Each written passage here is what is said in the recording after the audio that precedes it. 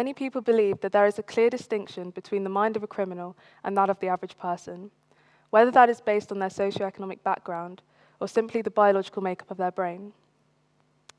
And this begs the question of whether you can really differentiate a person purely based on their mental state, or if in fact they do perceive the world around them in the same way as the average person.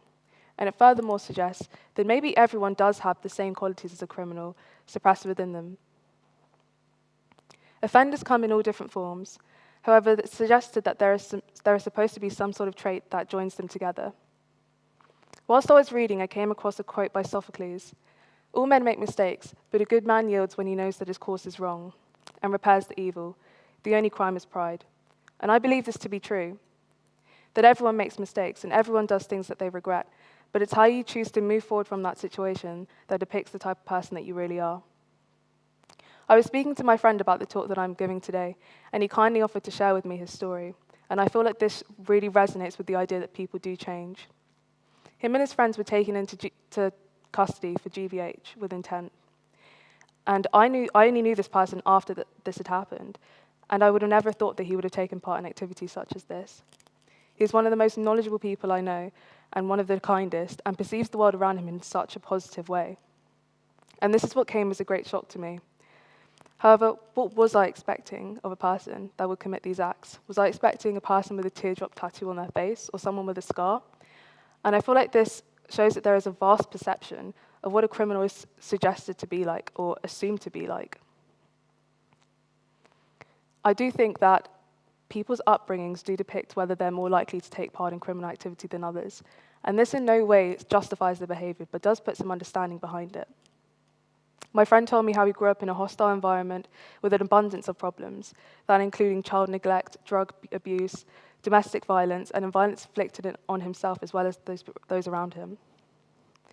And I've never experienced any of these myself, but it does go to say that I could understand how all these things put on top of each other could lead to someone perceiving the world in a negative way around them.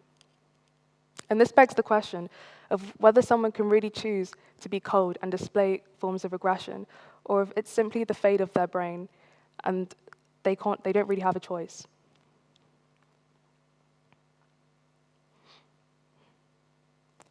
The situation itself came to me as a shock, and I feel that him taking part in the situation was a culmination of his anger of his past and the confusion of being in the situation in the first place. Sometimes it is just being in the wrong place at the wrong time for the wrong reason, and I do think that was how he ended up. He said his time in the cell gave him a chance to reflect on his actions and reassess what he wanted to do with himself. He didn't want to be known as the person that was always getting into trouble, or someone that people didn't want to associate themselves with. And he realized that all his actions do have a repercussion, and he's not above the law. And I feel like him turning his life around with this gave me so much respect for him. And I feel like everyone can take something from this idea, that everyone does make mistakes, but it's how you choose to move forward from these situations that defines the type of person that you are. These mistakes can be big or small, whether it's making a mistake on a test, or whether it's saying something out of anger that you later regret. It's what do you do afterwards? If you take the time to heal, reassess what you're doing, and detach yourself from your past mindset, you can really improve and see the world in a new way. And this is what brings me to the idea that as quick as it is to put yourself in the mindset or be molded into the mindset of an offender, it's that quick to remove yourself from that as well.